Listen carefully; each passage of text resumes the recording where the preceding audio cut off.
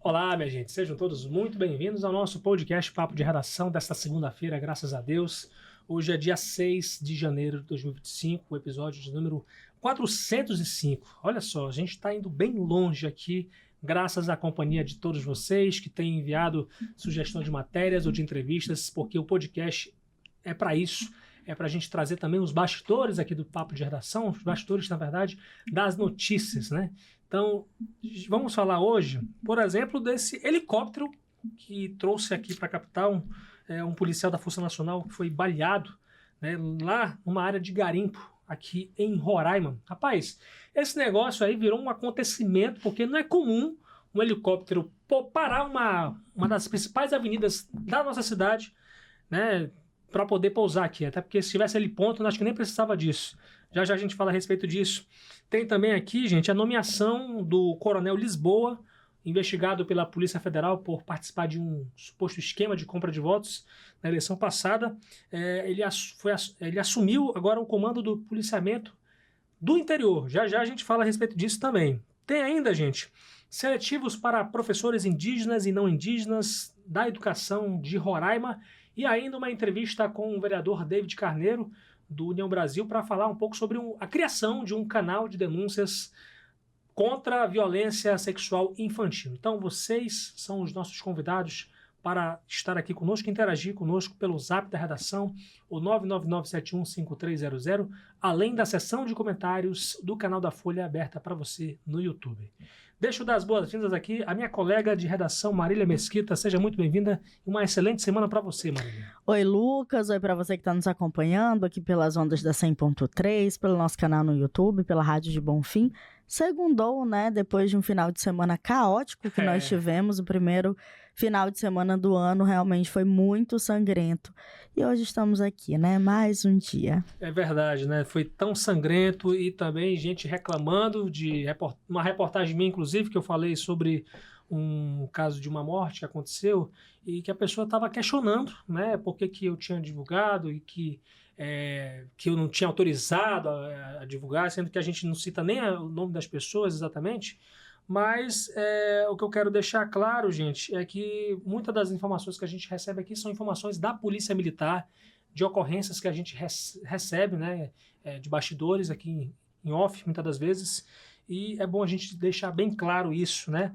É claro que o nosso compromisso é sempre com a verdade, com a informação, com as fontes oficiais. E eu quero falar hoje com você, Marília, sobre um caso incomum, uma situação incomum envolvendo a editoria de polícia.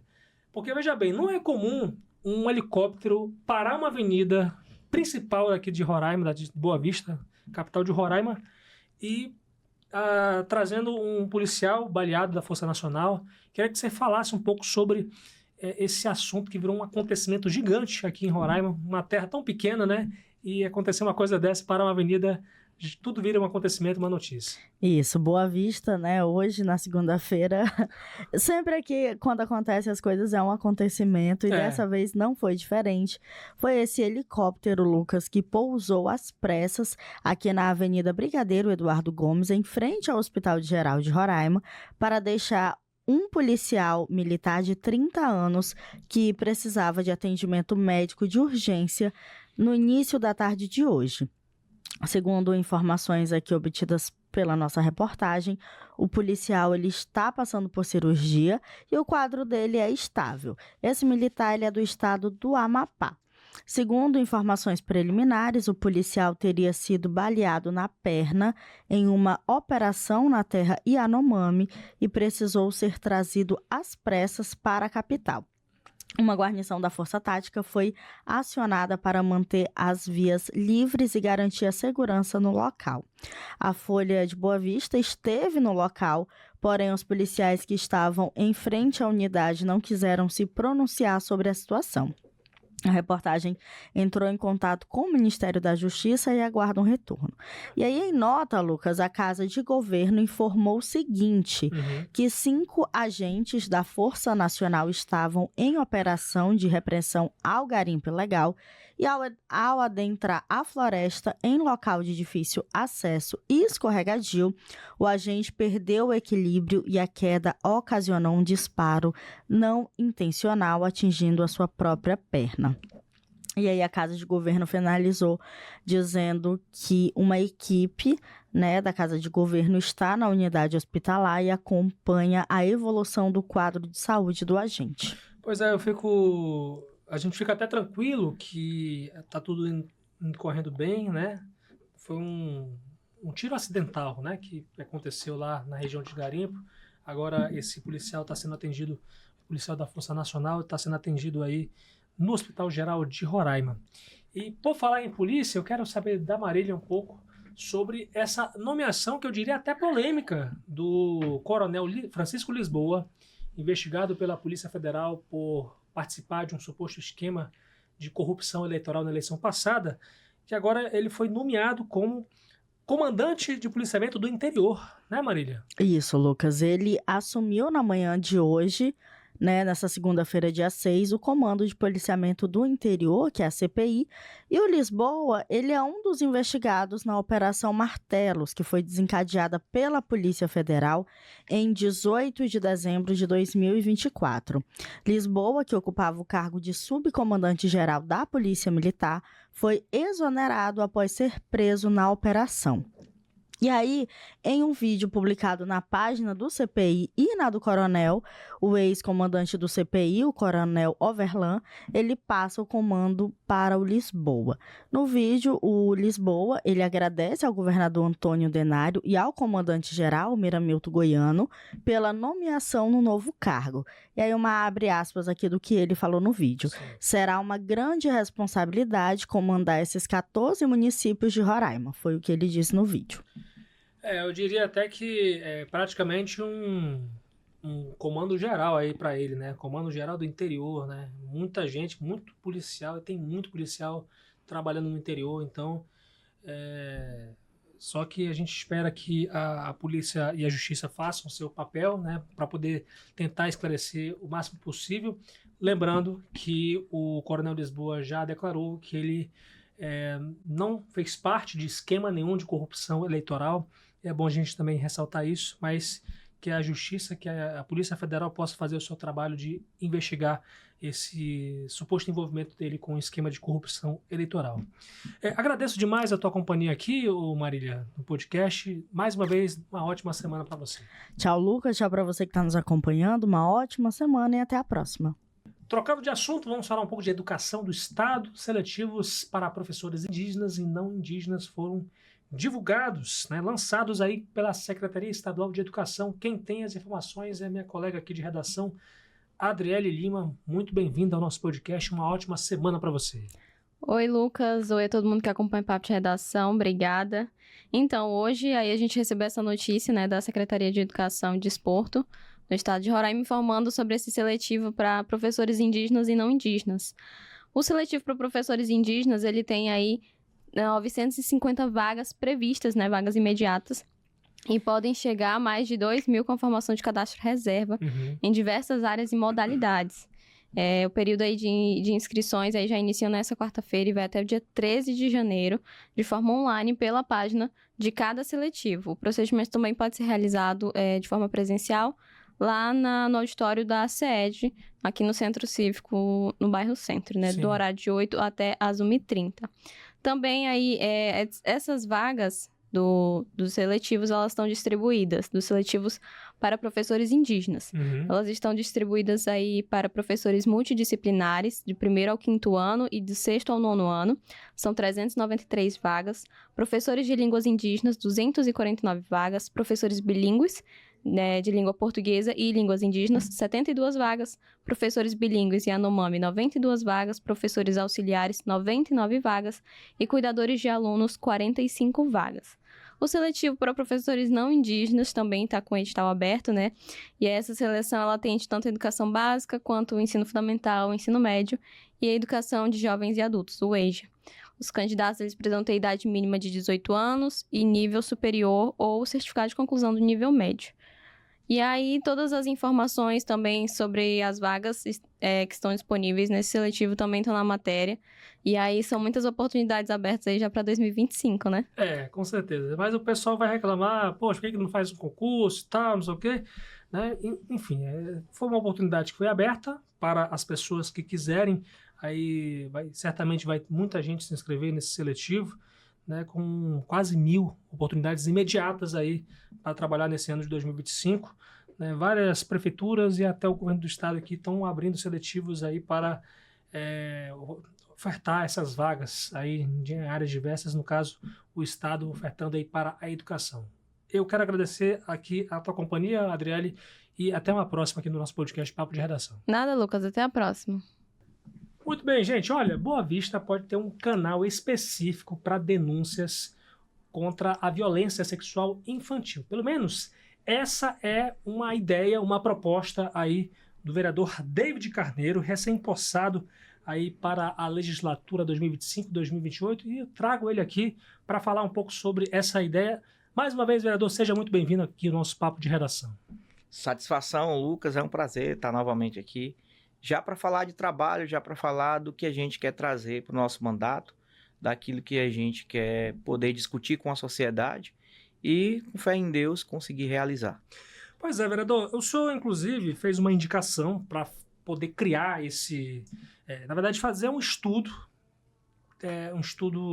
de impacto financeiro, orçamentário na Prefeitura de Boa Vista para poder viabilizar essa ideia de criar um canal que seria o canal 111, pelo menos a sua sugestão, né, um canal de denúncias. Primeiramente, eu queria saber de onde veio essa sugestão de ser um canal 111. Por que esses números aí que você escolheu? Vamos lá, pessoas comentaram, e é até importante eu estar aqui para poder esclarecer um pouco. Algumas pessoas nos comentários, né, elas sugeriram, já tem um canal, aí ela me informou que é o canal 100.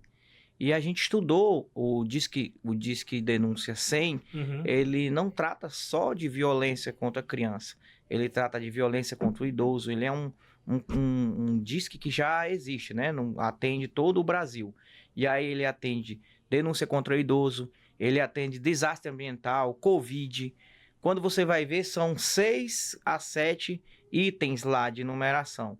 Né? E a gente viu essa dificuldade. Imagina que fosse uma criança ou um adolescente, né? Que está ali querendo esse canal de comunicação. Ele pode ser desestimulado ou ele pode não tomar coragem, né? E porque eu peço até que a população faça o teste. Diz que o 100 e veja lá e queira tratar só de uma coisa para você ver como realmente não tem essa coisa prática, né? Não tem essa facilidade. Então, esse é o primeiro ponto, de facilitar para a gente tratar de algo específico, que é a violência contra a criança. O segundo ponto é os números que outra pessoa comentou. Não, mas tem os números dos conselhos tutelares. São 4 números e é muito difícil de decorar. Geralmente, a polícia militar ela já tem esses contatos, né?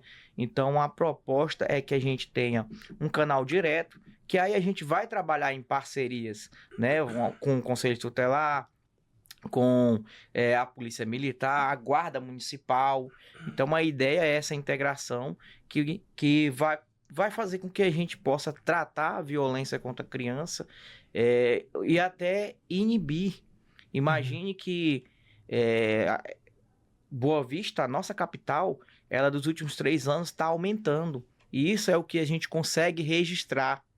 Imagina que... Tem muitos casos subnotificados, né? Que não são registrados, não chegam ao conhecimento das autoridades. Isso, imagine que a gente não está conseguindo saber e não está tendo também um debate para inibir.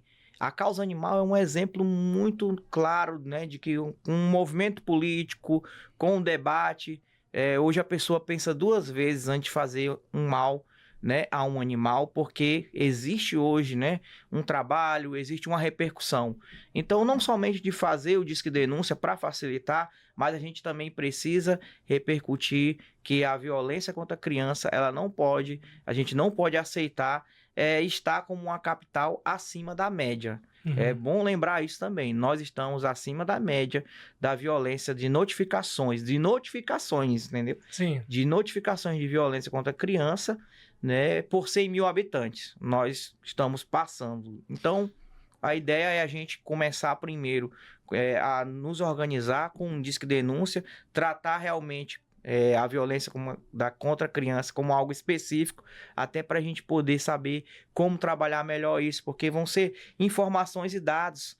A gente vai poder tratar ali, né? Eu pedi para que a prefeitura faça esse estudo, porque aí é possível você saber, né, o que está se chegando, aonde tem que ser combatido, é estupro, essa violência é mais de casa, ela geralmente, né, é de pessoas próximas, né, é da escola, é do local de trabalho que a mãe às vezes leva a criança. Então, tudo isso daí, ele com um canal Disque Denúncia específico, a gente consegue ser mais preciso para saber que atitude tomar para que a gente possa cuidar das crianças e diminuir esse número alarmante de violência contra a criança. Pois é, eu li a sua indicação e o senhor fala exatamente essa questão de ser um dado muito alarmante de violência sexual infantil, né, porque isso abarca aí crianças e adolescentes.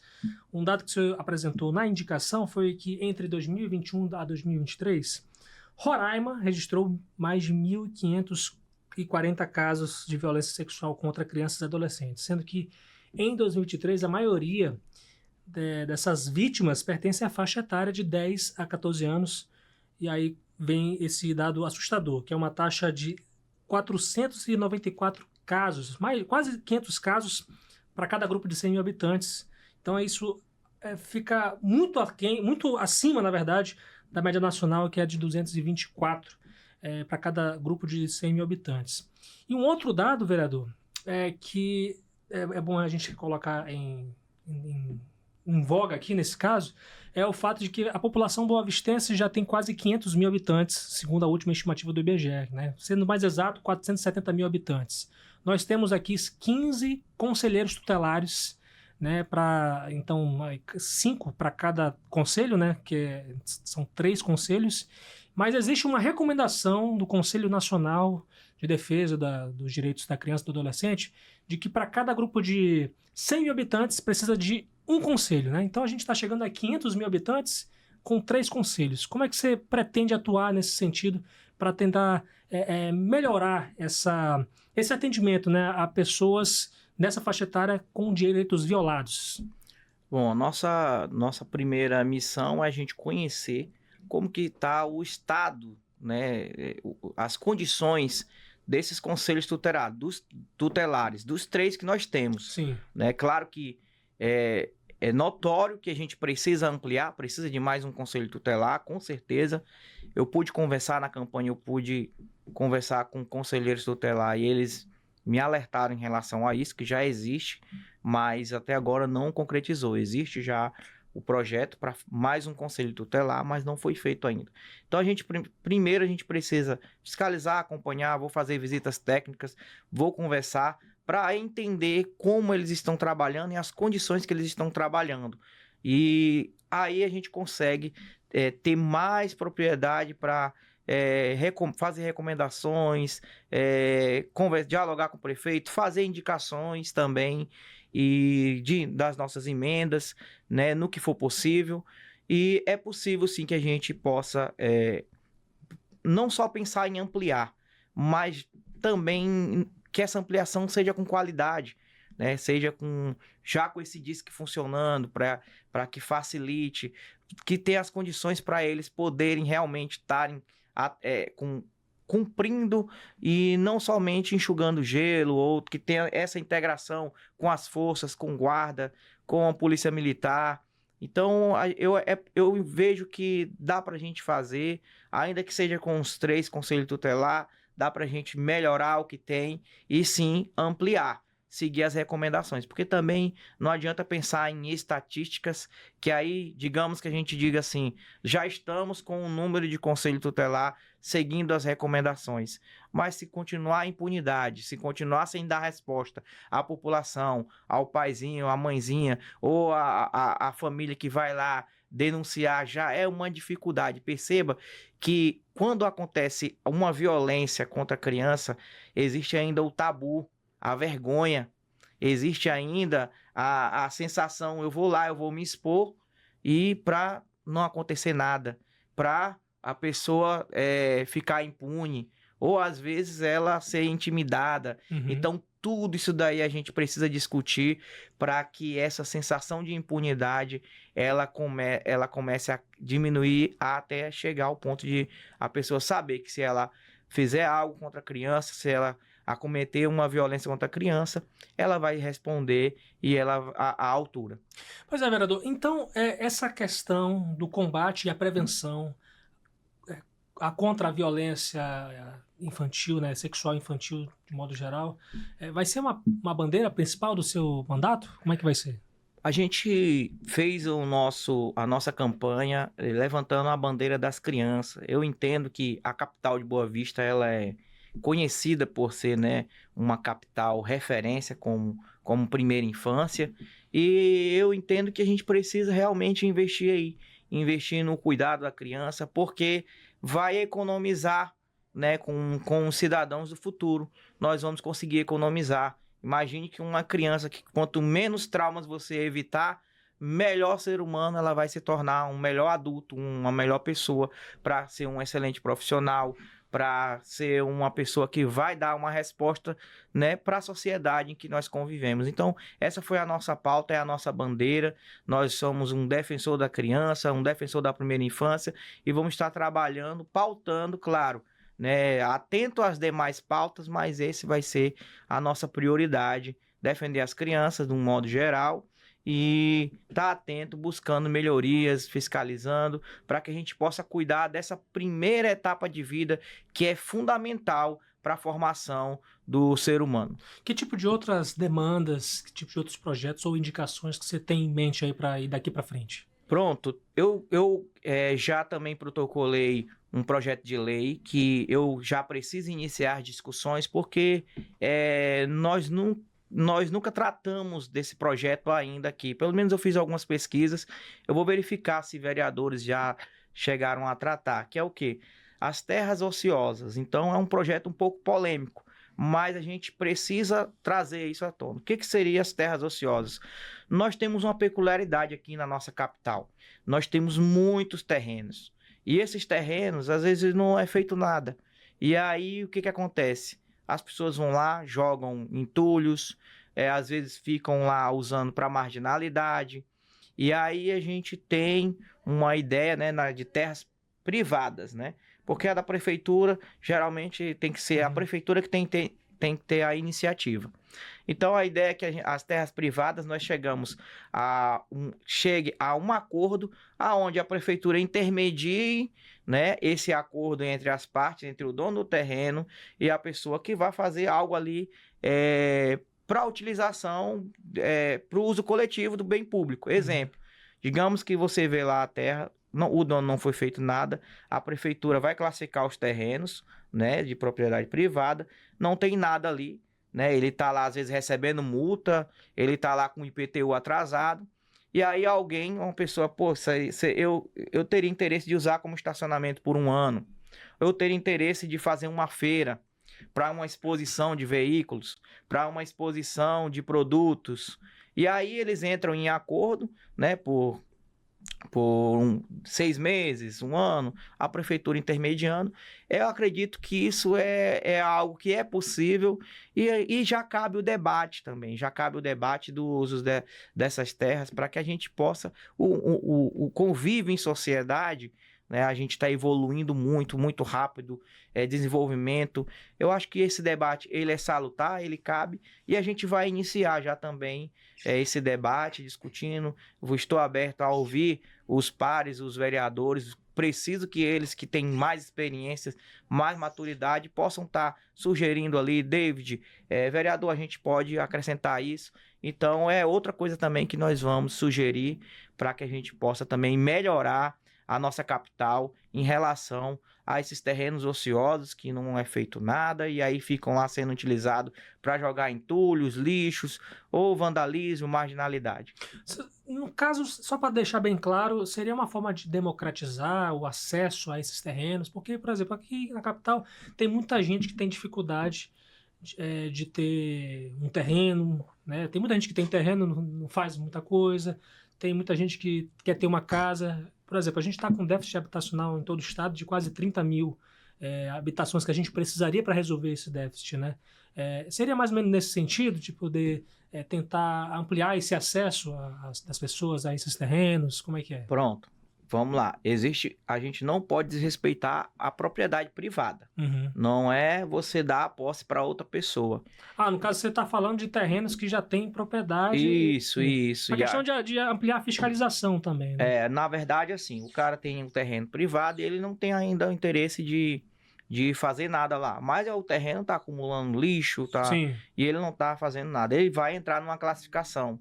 E ele está sendo multado, Uhum. né? Porque a prefeitura ela multa quando você não está ali deixando o terreno em umas condições favoráveis lá.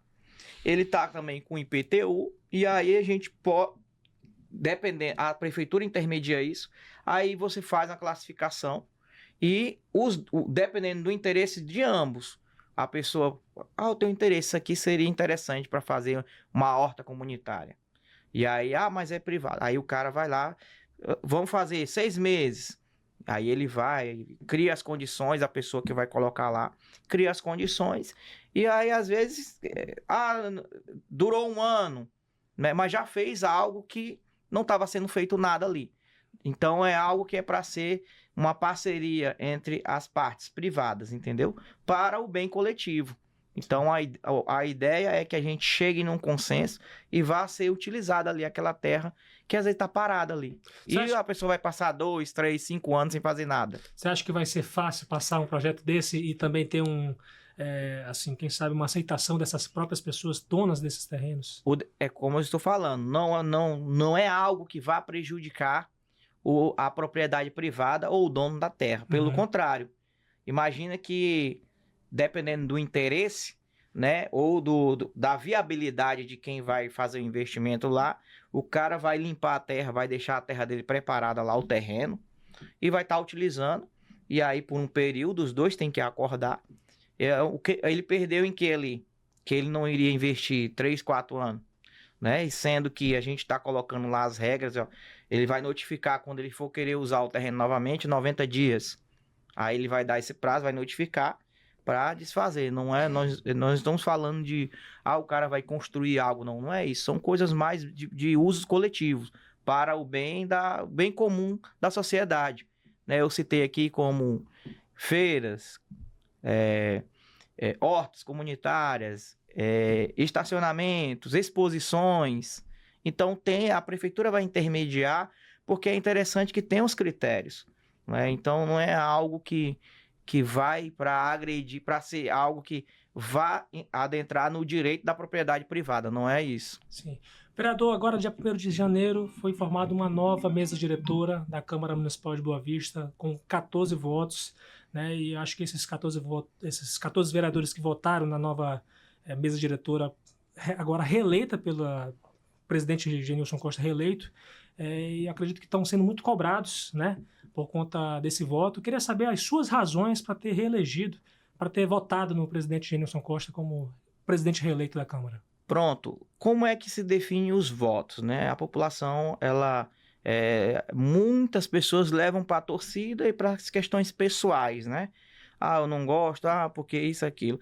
A gente tem que entender que existem formações, né? Existem partidos políticos, existem grupos políticos, e você faz alinhamentos via partido político, né? E conversas também. Montaram-se a chapa, eu não fui conversado, eu não fui chamado para uma conversa, não teve afinidade.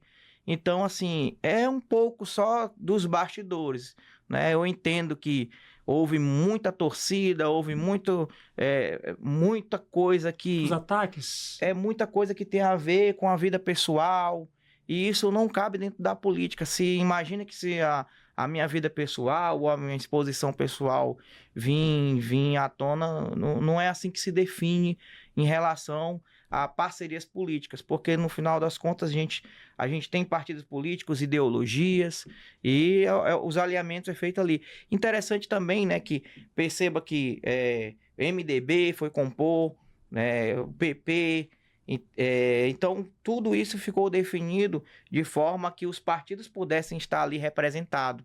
Então tem muito disso também, né, acaba que o mandato também, que a população não sabe, o mandato não é do vereador David. Claro, a gente tem autonomia, mas o mandato ele é do partido político. Se você não seguir algumas regras, o partido tira o teu mandato. Não estou dizendo que o voto tem a ver com isso, mas a gente tem que também entender como estão os alinhamentos políticos. Perceba que direita e esquerda lá no Congresso Nacional, eles não sentam nenhum do lado do outro. É uma coisa interessante. Ficam lá, botam lá os partidos de esquerda de um lado, os partidos de direita do outro.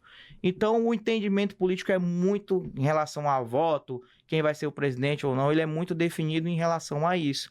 Né? Os partidos fazem força, não, tem que ser um do republicanos, tem que ser... Então, é muito definido em cima disso. Mas teve alguma imposição do União Brasil em torno disso? Não. Foi uma questão mais pessoal? Não, sua? Isso. Foi mais, a gente conseguiu... Porque o União ainda está até indefinido quem é o presidente, então não teve muito isso. Né?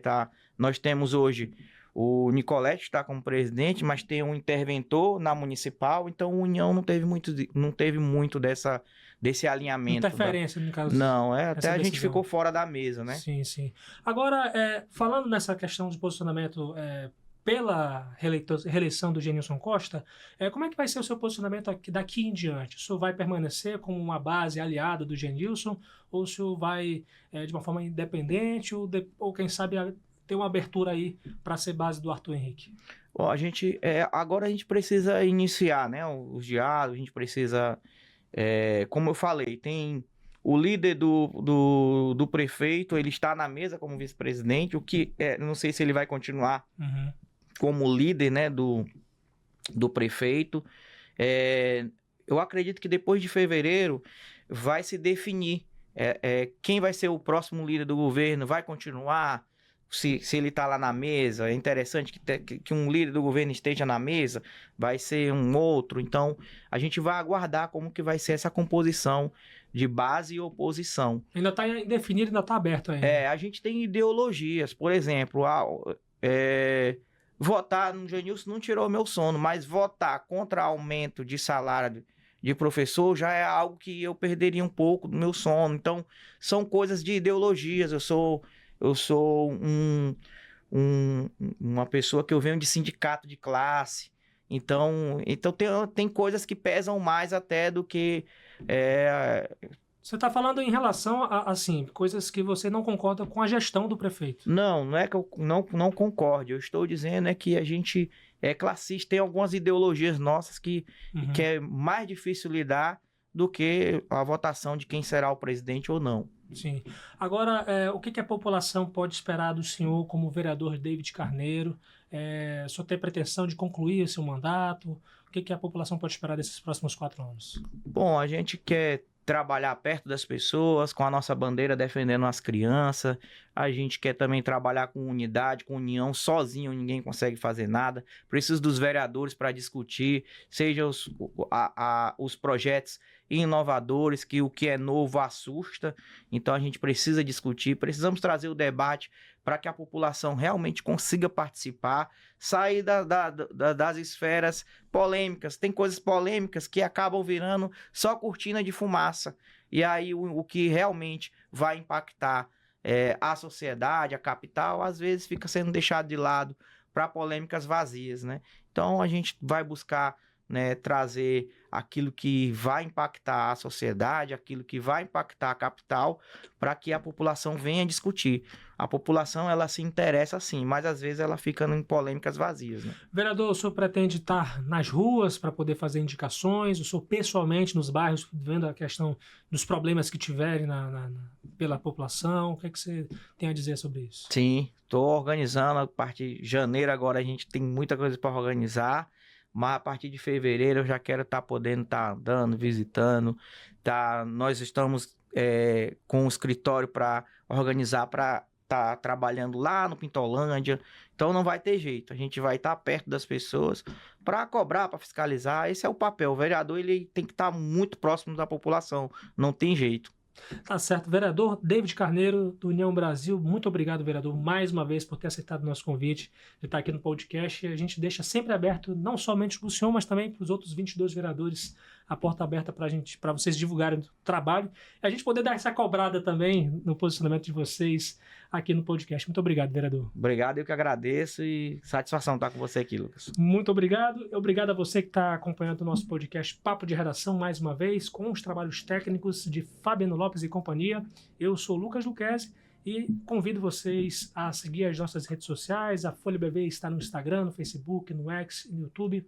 Rádio Folha BB no Instagram, Folha FM 100.3 no Facebook e no YouTube. Eu tô lá no Instagram como Lucas Luquezzi. Deus abençoe vocês. Até amanhã às 6 da tarde aqui no Grupo Folha, se Deus quiser.